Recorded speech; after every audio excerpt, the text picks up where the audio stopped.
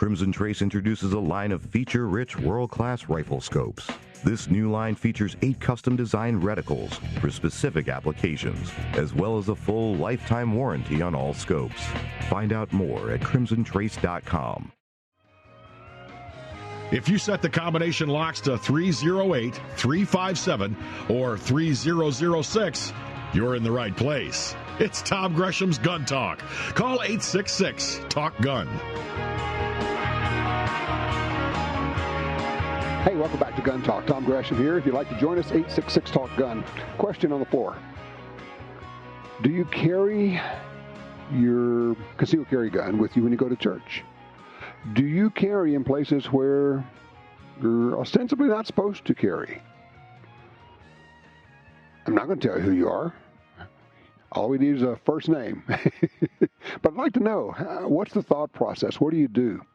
The reason I'm asking, and if you were here with us last hour, you know, there's a story coming out of Texas right now. There was a shooting in a church just outside of Fort Worth this morning. It appears, judging from the early reports, and actually they were live streaming video. So they've taken the video off of Facebook and YouTube. But some still shots were grabbed, and I've seen one of them. I just put it up on my Twitter feed. If you want to go take a look at the photograph of the shooting in progress, I am at Gun Talk on Twitter. Man comes in with a shotgun into this church, shoots. We know that 2 people are dead, 1 is injured. We're not sure which is which, and if the gunman was shot as well, we don't know, the attacker was. We don't know if he's one who is dead at this point. Sketchy information coming in. It'll be changing as these things do. Comes in with a shotgun, shoots 2 people.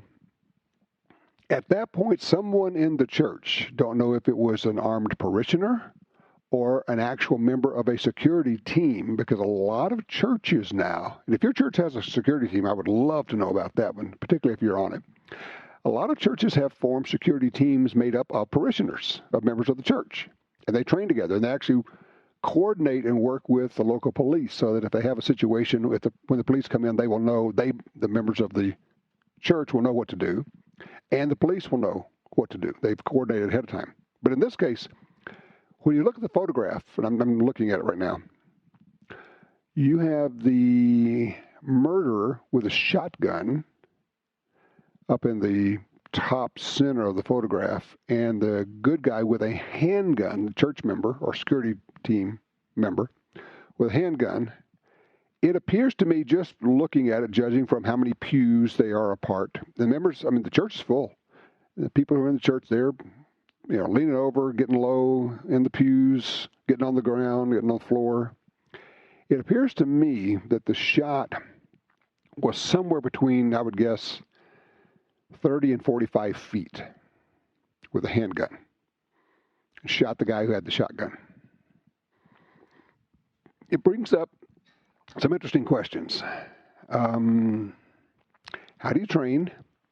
What is your equipment? What is your gear? What are your expectations? How many times have you heard, or maybe even said yourself, well, it's if you actually end up needing your gun, it's going to be real close, like 3, 4, or 5 feet. The average gunfight is yada, yada, yada. Who cares? Seriously, who cares? Because yours is not going to be average. Whatever it is, it's going to be your fight. And frankly, it's interesting, I was talking with a police officer recently, SWAT team member, and I was doing some training with him. We're doing some one-on-one stuff. Yes, I purchased training. He said, have you thought about where you go and where you sit, whether it's in a church or in a movie theater or in other places, how far is it to where you might have to shoot? And I said, yeah, I've actually had that exact thought. I've sat in, whether it's live theaters or movie theaters or churches or wherever, and thought, wow, if somebody came in down there at the front, that's 30 feet, that's 40 feet, that's 50 feet. That may be 30 yards. Can you make the shot? Do you have the skills? Do you have the gear? At this point, you start to think about lasers and red dots. and maybe getting away from little bitty pocket guns. I don't know. What are your thoughts on that? Give me a holler, 866-TALK-GUN. Let me talk with Stu on line 4 out of Georgia. Hey, Stu, you're on Gun Talk. You got a range report for us? Yeah, Santa Claus brought me a wonderful Turkish BP-12 Bullpup shotgun in 12 gauge, 2 3/4 and 3 inch, and I put some high brass birdshot in there, 2 3/4, and it just sings right through the 5-shot magazine perfectly. The gun has a lot of pluses. It's reversible side charging, but it also has the only one with an AR-15 charging handle. Big negative, though, is that it's heavy due to the fact that they've got a very solid receiver and a very heavy muzzle cover on the front of the gun. But overall, the gun is excellent, and it's in the $450 price range. Turkish guns and bullpups right now are red hot.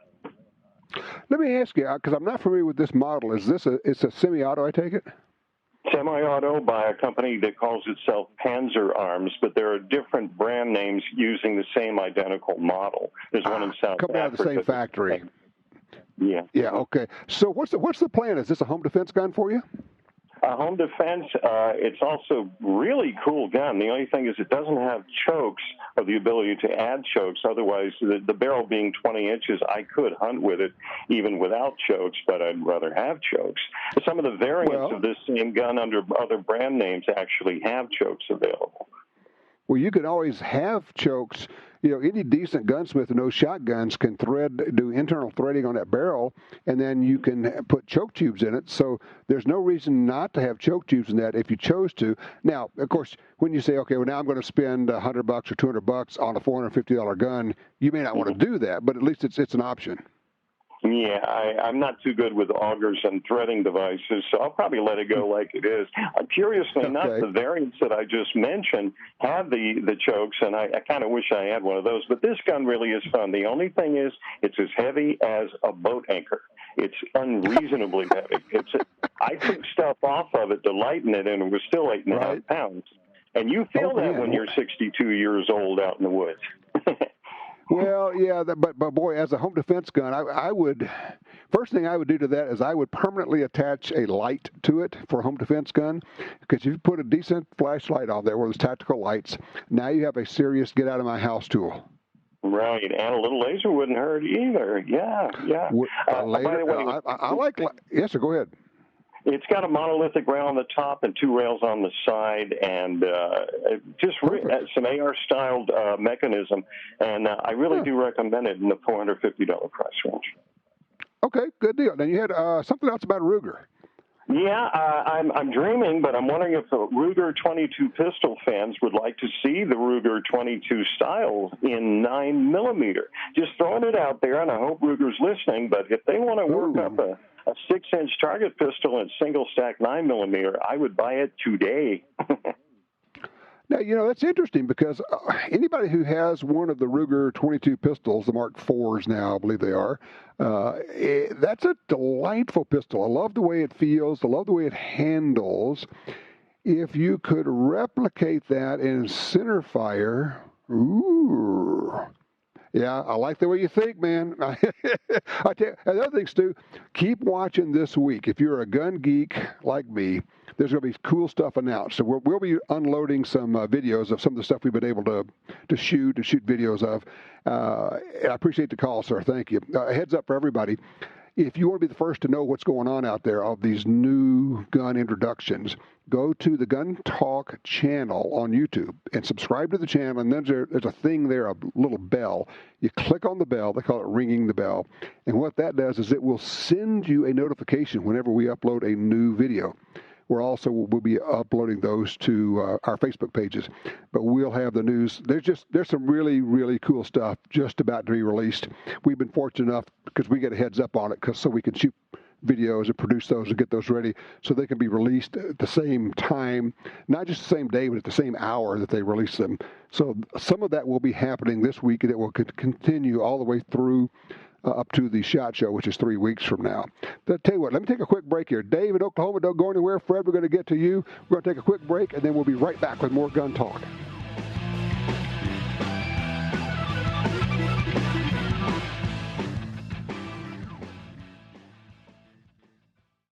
This is Jeff with Black Hills Ammunition. Our Honey Badger line now features a new 40 Smith & Wesson caliber loading. Gelatin testing shows that this round outperforms conventional hollow points, not only in terms of velocity, penetration, and weight retention, but it also provides superior temporary cavities. The profile and solid copper construction assure flawless feeding. This is the latest technology in handgun performance. Black Hills Ammunition, the power of performance. Attacks happen every day. How will you react? See real people put into real-life criminal attack situations on First Person Defender. Discover what works and what doesn't. Kidnapping, ATM robbery, home invasion, and other attacks. Learn how to save your life and the lives of your family. Get the entire first season on DVD at shopguntalk.com. Get prepared. shopguntalk.com. For 36 years, the U.S. Sportsmen's Alliance has been fighting to protect hunting, fishing, and trapping for sportsmen from coast to coast. Today, we are under constant attack from extremist animal rights groups who want to end your ability to hunt in the U.S. Join us to protect our sporting heritage and our way of life outdoors. To join or for more information on how you can help, go to ussportsman.org. That's ussportsman.org. Mental health and guns. At Walk the Talk America, we are working with both the mental health community and the gun industry. Created by a gun industry veteran, Walk the Talk America seeks to raise awareness and create change through suicide prevention and firearm safety without legislation. We strive to eliminate the prejudice that firearms and mental health face. For more information and to support Walk the Talk America, please visit walkthetalkamerica.org.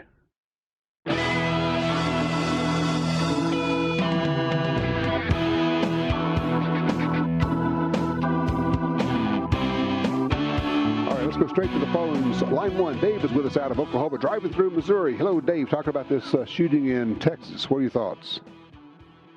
Hi, Tom. Yeah, I do carry at church, and so does my wife. And I was listening to the news story at the top of the hour about the shooting in Fort Worth. And the headline, well, it should be that a mass shooting was stopped at a church in Fort Worth. They didn't even mention the fact that the gunman was shot by a churchgoer who was shooting back and stopped the mass shooting. And, you know, it seems like gun rights is an uphill battle, but we get absolutely zero support or even much honesty from the media when it comes to stuff like this. Well, you make a good point. I saw on my little screen here what you wanted to talk about, so I went and checked real quickly, and it's very interesting. I just went to the Fox News website, and I went to the CNN website.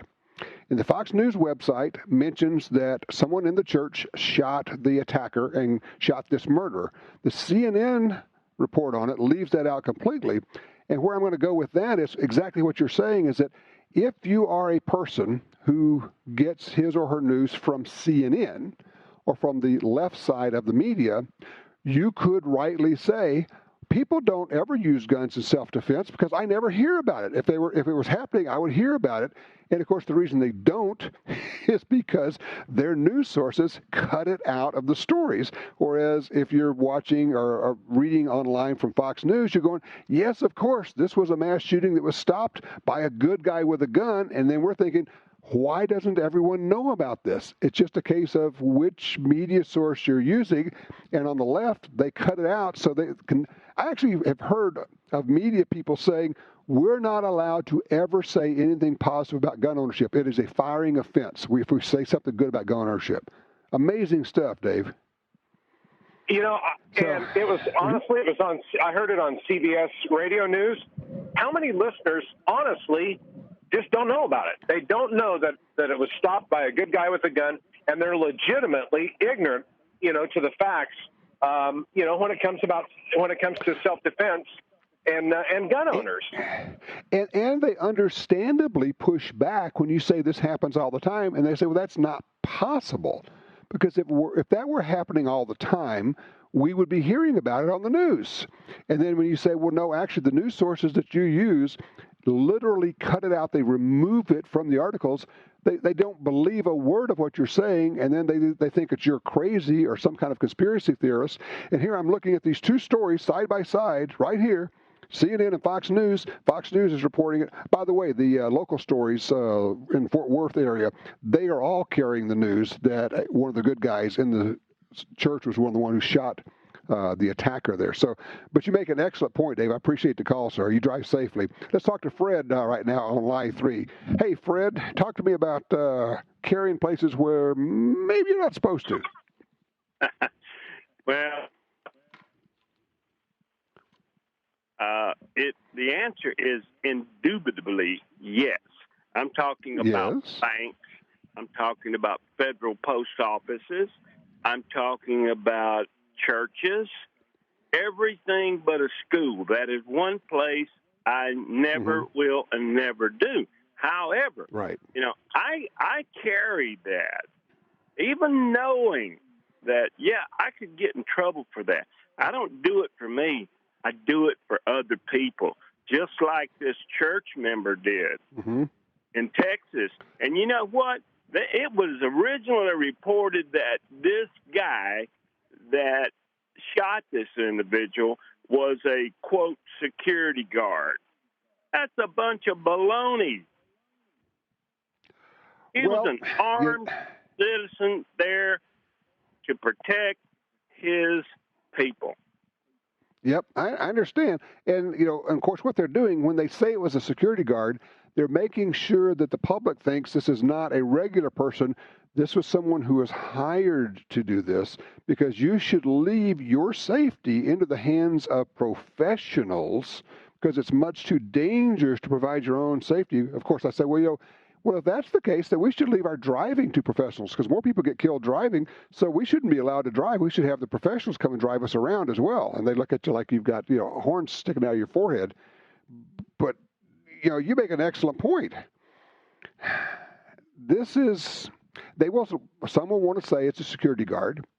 Now, it may have been a member of the church security team, but that's usually made up of just church members who have volunteered to be part of a security team. They're not police officers necessarily. But even if it was, it does point out, and, Fred, you make a good point. I appreciate the call.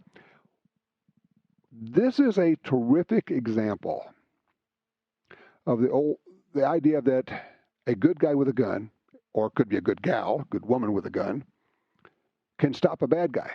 And people will sometimes say, well, what if somebody comes in with an AR-15 or a shotgun? What are you going to do with your little handgun? You're going to stop them. Many, many cases where good people with handguns, when they knew what they're doing, were able to stop bad guys who had ARs or AKs. In the case of, forget where that was. It was in Texas, where they had a police officer who took on two guys with AKs, and he had his handgun, and he shot and killed both of them. And so, you can if you know what you're doing. But I want to return to this idea of people who go, well, I just carry a little bitty gun. Okay, that's cool. If somebody is trying to attack you up close and personal, that'll work. But what if?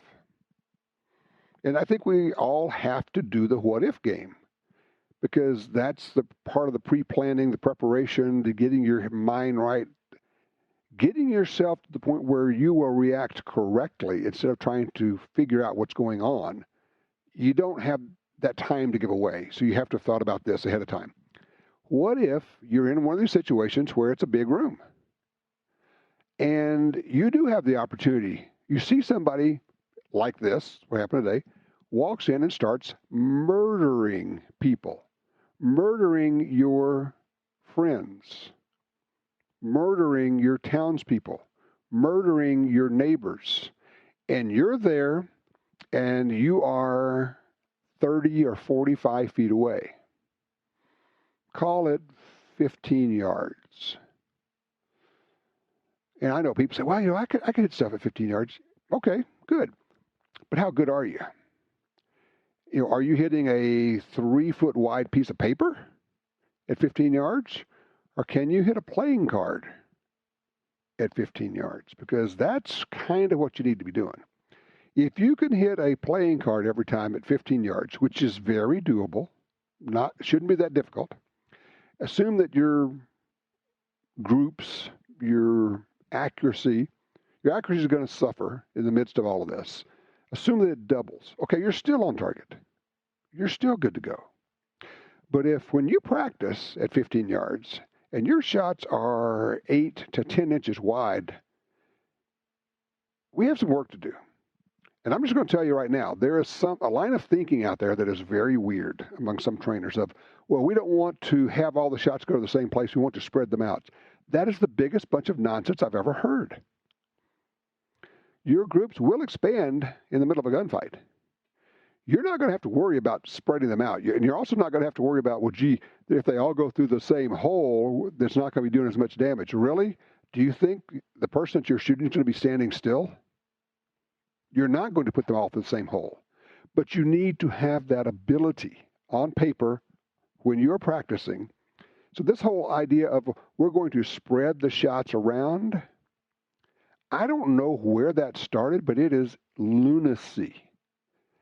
I don't know if it's from instructors who can't shoot very well and can't demonstrate it, or they just want to make their students feel better. Yes, you can't shoot very well, but that's going to be good enough. Well, probably not. Especially, consider this. If the best you can do is 8 to 10 inch group at 15 yards when you're taking your time and nobody is shooting at you and nobody's screaming and people are not running around, how big is your group going to be, and here's where it comes down to it, where are those shots going to go that don't hit the bad guy? They're going to go somewhere. They're going to hit something, and you're responsible for every single one of them. So it might be time to tune up, train up, get serious, maybe have a different gun. Maybe let's go with a little bit longer sight radius. Let's go with a little bit longer barrel. Let's go with a little bit better trigger. Let's go with something that's a little bit more accurate. It's got to be bigger. It's got to be heavier. You're going to need a better belt. You're going to need a better holster. How committed are you to this? This is really one of those places where good enough probably isn't really good enough. What's your thoughts on this? Do you carry in church? Are you part of a security team? When we come back, we're going to be talking with somebody who is, in fact, part of his security team. We'll find out what it's all about. Tom Gresham here. Should you get 144 or 222s? On Gun Talk, the answer is always yes. All right, 866-TALK-GUN is the number here. If you carry in church, I'd like to know about it. If you're a member of a church security team, I'd really like to know about it. We're looking at the story that's breaking out of Texas, just outside of Fort Worth. A church shooting, man comes in with a shotgun, shoots 2 people. And then somebody in the church, member of the church security team, just a parishioner, don't know. We were looking at the still shot from their video. We can see, I just put it up on my Twitter feed. I'm at Gun Talk over on Twitter. You can see the bad guy has a shotgun, and you can see the good guy who has a handgun pointing it at the bad guy, shoots him, stops him. The reports I'm seeing now is that the bad guy has expired. Pardon me while I weep for that. No. Stuart's on the line with us right now out of Farmington, New Mexico. He is a part of a church security team. Stuart, thank you so much for calling in. Tell me about this security team, how it works, and who's involved. Okay, so for the most part, most of our security team, we're all church parishioners. We have several people that are former military, some that are former police. Myself, I'm a reserve deputy sheriff, and I'm working with our security team to come up with an emergency action plan for the new building we're going into, and then just talk through some scenarios all the way from somebody in the parking lot that we know that looks suspicious or something happens, all the way to walking down the hall, coming in the auditorium, things like that. Most of our security team can still carry a church, and we all have permits that do carry. But we're just of the opinion that if somebody's coming to our church, we have a duty and an obligation to protect our fellow parishioners. And I'll say this, too. This last year here in our county, one of our larger churches asked our Office of Emergency Management to run a drill involving an active shooter coming into their church. So that drill involved, the police department, the sheriff's office, fire department, and we ran a drill at a church, a big-scale drill, dealing with an active shooter at churches. So we're bringing that into our church, working with them, and working through scenarios. And we have 2 services. Those of us on the security team that might go to the first service we're security during that service while the other guys are out, walking around. Then we switch. They go into the second service. I'll patrol during the second service. So we've got it worked out to where we try and give coverage, children's church, the parking lot, the auditorium, outside, just cover the bases, because if somebody's going to do something, we'd rather be as far away as possible from the auditorium. And yes, we do carry.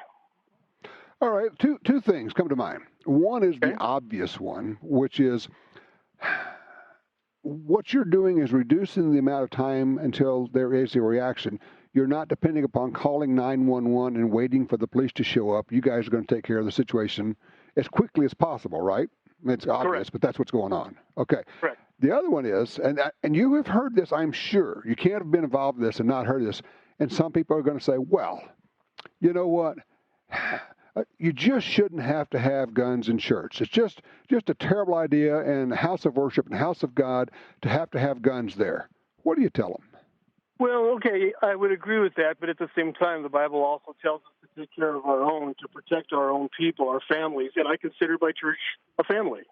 And yes, I hate the idea of having to have a gun in church, but it's not uncommon, and it's happened in history all the way back to the founding of our country. People would come to church with their long rifles. So it's not uncommon. It's happened in history, and I'm there to make sure that, hey, we're here to worship God. Leave us alone. If somebody wants to do something bad, we're going to stop them and protect our church family. Well, and to state the obvious here, and you guys, as part of the church security team, are not the problem. People will say, well, putting guns into a situation always makes it worse. Well, actually, no. I mean, it's like, I love the line that says, actually, sometimes violence is the only answer. I mean, and that's the case in this case. I also like the fact that you're working with the police so that if you have a situation, they know you guys, you know them, and you guys have coordinated on what to do when the police come rolling in. Exactly, and even last year, it was about a year and a half ago, we actually had the sheriff come in and talk to our security team as well as some other church security teams about the do's and don'ts, what's legal and stuff like that. And he knows, and he's all for us doing that. He was just helping us out, giving us guidance. Mm-hmm. So no, bringing a gun to a church and protecting people doesn't introduce violence, it prevents violence. How do you go about screening people who want to be on the security team? Well, to a certain degree also, it's interesting you should mention that. There is a gentleman in town that is known to have some mental issues, and we know about him in the sheriff's office and the police department, and he had caused an issue at a gun store yesterday. So our security team, we met, and one of the guys on our security team that works at this gun store told us what was up, so we were on heightened alert that we know who he is, we know what he looks like, we know what he drives, and if we see him, we are going to be shadowing him and keeping a close eye on him. There's other people that we know throughout the community that have been to our church and other churches that word gets around. Here's somebody that could cause problem in your church. So we do have kind of a network where we all talk and we know who's who and what's going on. You actually have an intelligence network set up. You can put it like that, yes. Yeah, well, that's only smart. I mean, why would you not? The other thing I just want to point out to people who haven't caught what you said, I love the fact that you guys have people positioned where, I mean, even as far as out in the parking lot, if you see something, that's the place where you want to stop somebody. If he gets out of the car and it's the middle of the summer and it's hot and he's wearing a trench coat, you're going, okay, this could be a problem. Let's just, let's stop this thing right here. Exactly, that's not normal. Or somebody that even if they have a gun and it's out in the open in New Mexico, you can open carry without a permit. But we would ask them, look, either leave it in your vehicle or conceal it because we don't want to upset people, and if they refuse, then it's like, okay, we'll take appropriate action from there. But, we just, would prefer that we know who the security team is. Not all of our security team people conceal carry, but most of us do, and we know who each other is. And even when we're sitting in church, I sit in the balcony and the other guy sits down on the lower level, and we're kind of cross from each other, so we have a good view of who's where and everything. So we just try and keep an eye on everything, and if somebody wants to get unruly, then we're there. Makes sense. And, and most of the time you just go over and speak to them and say, hey, tone it down, or let's step outside, or, you don't have to go to a violent level, but you can if you have to. And then, of course, we have this situation out of Texas this morning where it appears that somebody, working with the church, a church member was able to stop the massacre, while it was taking place. You don't want to go there, but thank God there was somebody there to do it. Agreed 100%. And we would rather take the approach, start at the lowest level, talk to them, escort them out, et cetera, et cetera. We don't want to elevate it if at all possible. So you always start with the least confrontational and try and prevent it before it gets any further. There you go. Stuart, look, thank you for the call, and thank you for what you're doing. Thank you for sharing the information. I know it's been very helpful to a lot of people. Thank you, sir. You're welcome. Thank you. All righty. All right, take a break here. Your thoughts on this. 866 Talk Gun. What do you do? And as you hear these reports, does it make you start to maybe reconsider what you should do? 866 Talk Gun.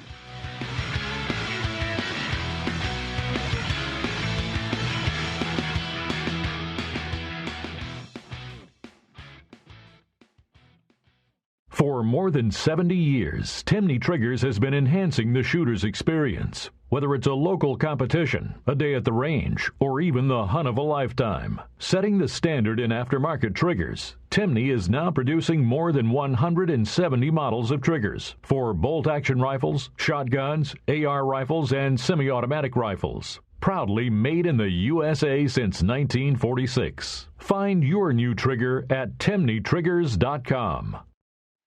Perhaps more than any other landscape, wetlands embody the life-giving abundance that nature has to offer. And perhaps more than any other organization, Ducks Unlimited is working to ensure that our continent's wetlands not only survive, but thrive for generations well beyond this one. The time is now to band together. The time is now to rescue our wetlands.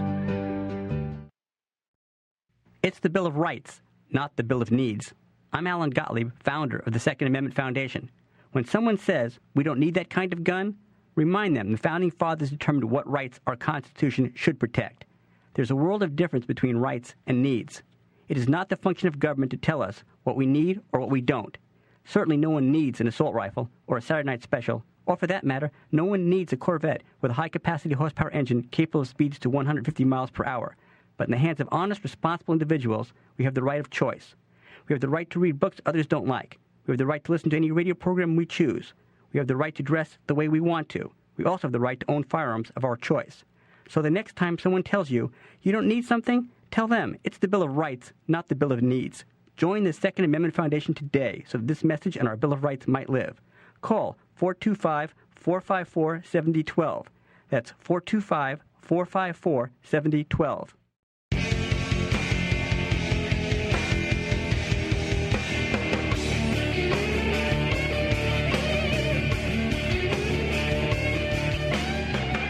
Fascinating. I'll look at the comments on Twitter talking about this shooting in Texas, a church in Texas.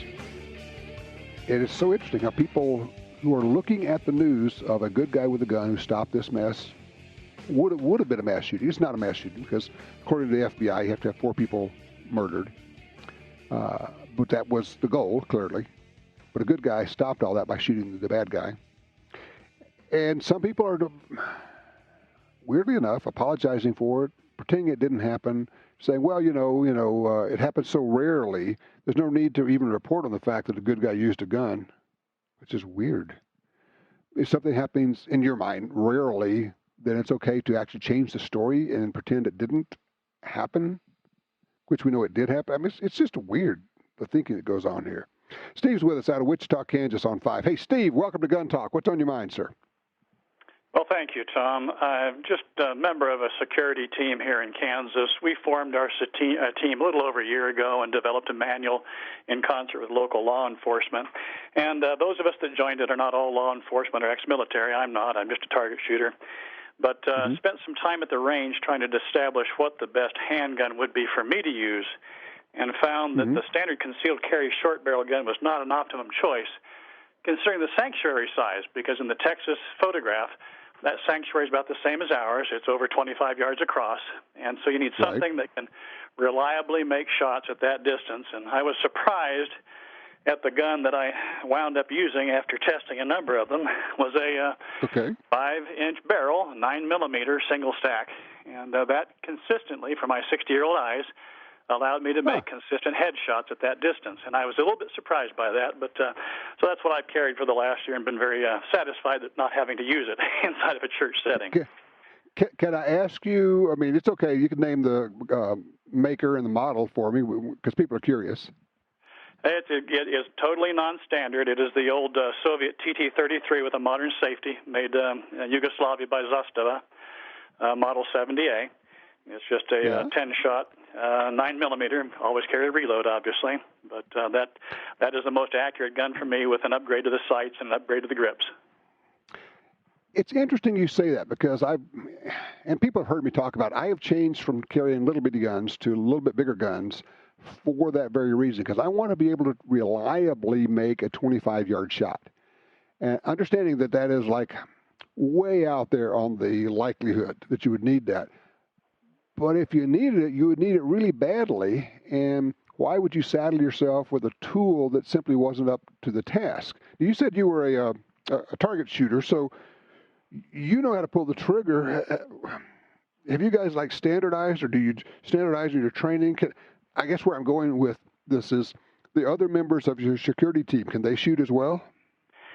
Well, that's an excellent question. You always have a mix of volunteers and a security staff, and we have one that's exceptionally good that works full-time at a range, and the rest of us are the usual hodgepodge of people wanting to protect the church family and render it not to be a soft target. So it's a wide range. I see short-barreled firearms that don't do well at distance, but it's their standard concealed carry weapon. I happen to have the habit of buying too many guns, so I had a lot to choose from, and I was surprised, like I said, at what worked best for me. It wasn't my favorite Smith & Wesson. That is interesting. But you made the decision to go out and find out what actually worked. How did you decide on the range that you needed to be able to shoot? It's the maximum indoor distance that we have to work with at my local range is just 25 yards. Okay, sure. And you mentioned making a headshot because in this case, I'm sure you've thought it through. That's how you're going to stop this attacker the quickest. Well, it's also the fact that, in our training that we've gone to on the local ranges and done training with law enforcement, they pointed out in a crowded situation, you oftentimes have to start low and shoot up so your shots all go upwards above people's heads. And you're also shooting high, so there's little chance of hitting a bystander. So headshots available. Right. And, of course, people going into a situation like that may or may not be wearing body armor, as you pointed out in your show many times. And the headshot maybe is the only shot you can take. The only other thing I'll say is that it doesn't hurt to be a long-standing Midwestern quail hunter when you're trying to look to make sure that every shot you take is a safe shot. So the quail hunter reflexes don't hurt. And by that, let me explain what we're talking about. By that, what we're talking about is when you're a quail hunter, you hunt with other people, you're out there, and a bird's flying, and I'm just going to assume this is what you're talking about, and correct me if I'm wrong, but you also have to be aware of where the other hunters are as this bird is flying, as you're trying to put a shot on the bird, but also making sure that you're taking a safe shot. Is that what you're talking about? Correct. The primary injury in quail and bird hunting out here is swinging on a bird and being so focused on the target that you forget about other hunters or your bird dogs even. Or the bird dogs. They're down low, obviously, and so you're always conscious of taking a safe shot, and those years and years of quail hunting instinct certainly apply to a church security team, if you ask me. The other wonderful thing in my mind is fiber optic front sights. Absolutely. I can't agree anymore, because especially as your eyes get older, but anybody, you get into low light, that fiber optic front sight really makes a difference. Thanks, Steve. I appreciate the call and appreciate what you're doing. By the way, when he talks about starting low, he's talking about not starting shooting low, but actually dropping down into a low position and angling your shot upward. That way, as it goes past, if it misses somebody or you get past through, it's not going to hit somebody behind them. You're actually aiming up so that the bullet keeps going higher and higher. It's an interesting idea, and it's something you need to practice if that's something you think you might need to use. And I'm just going to tell you, it might actually be something you need to use. 866-TALK-GUN. Your thoughts on this church shooting and carrying a gun in church.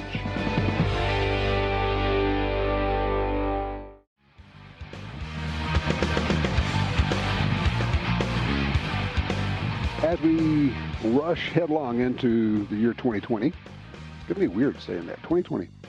A lot of people are thinking, okay, what am I going to do in terms of gun rights?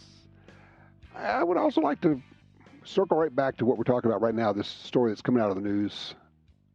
A shooting at a church in Texas where a guy goes in with a shotgun, shoots at least a couple of parishioners. It looks as though reports are that one person is dead. The shooter is dead too, but I don't count that as a victim.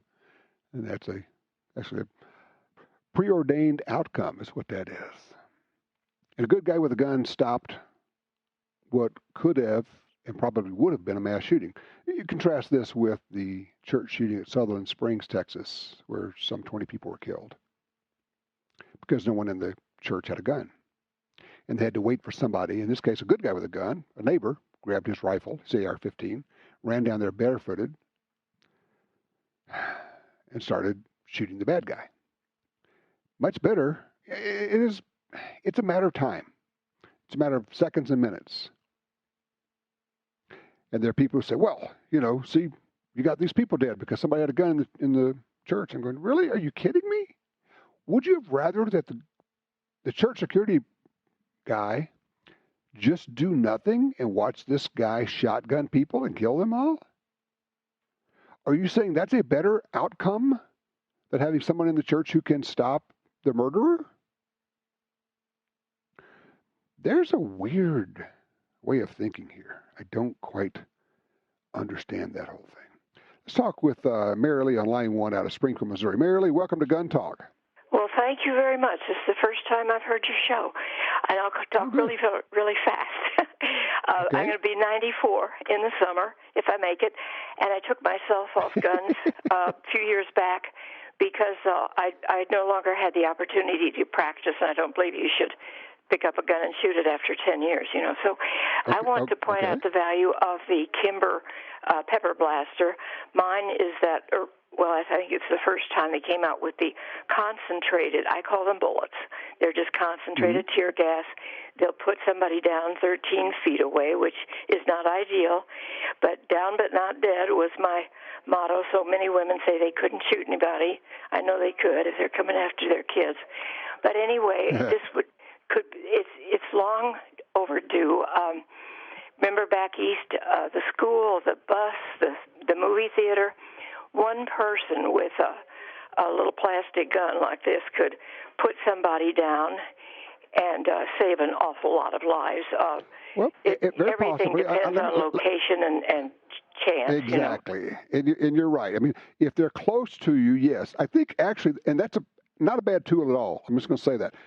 Pepper spray or pepper blaster, the Kimber pepper blaster, if they're up close and you can whack them a couple of times right there in the chest and they get hit with pepper or in the face. And what that does, and here's the deal, Mary Lee, the most important thing is that's not a way you're going to stop a mass shooter, but you hit them and then you leave. As soon as you hit them, you turn around and boogie as fast as you can go on those 94-year-old legs of yours, and I bet you can move pretty well.